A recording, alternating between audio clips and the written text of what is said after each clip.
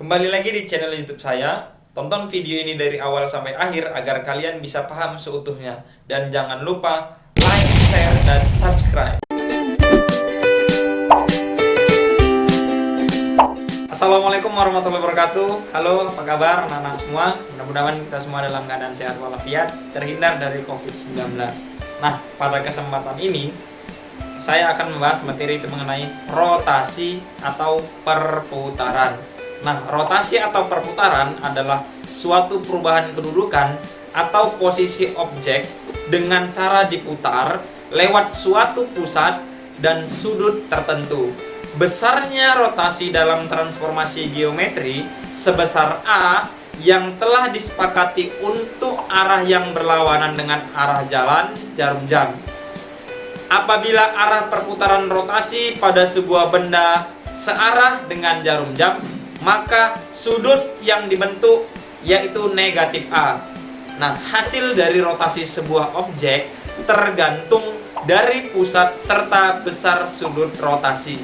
Perhatikan perubahan letak kedudukan segitiga yang diputar sebesar 135 derajat dengan pusat O 0,0 pada gambar di bawah ini.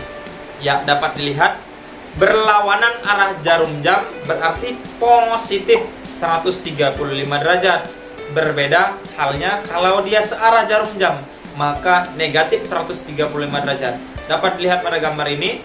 Di kehidupan nyata, biang lala yang sering kita lihat di tempat rekreasi merupakan salah satu contoh dari rotasi dalam transformasi geometri loh. Ya, dapat lihat di sini ada dua, saya tunjukkan biang lalanya. Nah, prinsip yang digunakan sama dengan rotasi dalam transformasi geometri, di mana memutar pada sudut serta titik pusat tertentu yang mempunyai jarak yang sama dengan setiap titik yang diputar. Adapun rumus yang digunakan dalam rotasi transformasi geometri antara lain, ya ada dia yang sebesar 90 derajat.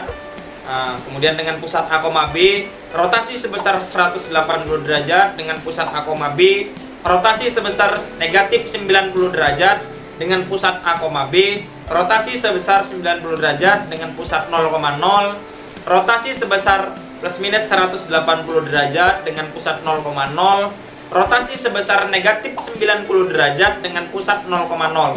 Ya, dapat lihat rumus-rumusnya.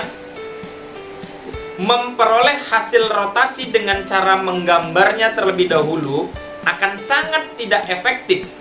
Maka dari itu, kita harus menggunakan metode lain yang bisa digunakan untuk menentukan hasil objek, hasil rotasi.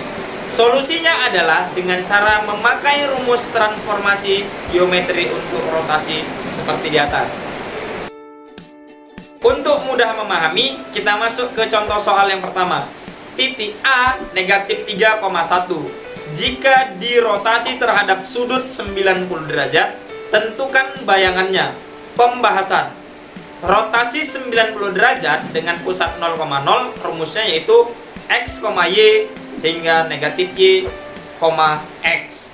Nah, rotasi sebesar 90 derajat dengan pusat 0,0 yaitu A negatif 3,1. Ya, dapat lihat X-nya adalah negatif 3. Kalau dia sesuai dengan rumus, X-nya berpindah ya menjadi negatif 3 tetap. Kemudian Y-nya juga berpindah tempat dengan X. Ya, negatif Y berubah jadi negatif Y sehingga A aksen negatif 1, negatif 3. Kemudian contoh soal yang kedua. Titik A negatif 3,1 jika dirotasi terhadap sudut 180 derajat, tentukan bayangannya. Pembahasan. Rotasi sebesar plus minus 180 derajat dengan pusat 0,0, X, Y menjadi negatif X, negatif Y. Hanya menambahkan negatif di X dan menambahkan negatif di Y.